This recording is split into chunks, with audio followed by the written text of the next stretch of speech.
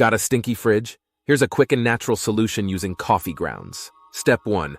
Gather some used coffee grounds. Fresh or used, both work great. Step 2. Place the coffee grounds in a bowl or an open container. Step 3.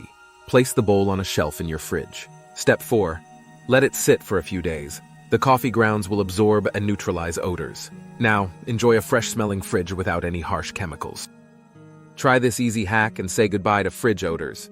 Don't forget to like and subscribe to Birdie Life Hacks for more everyday solutions.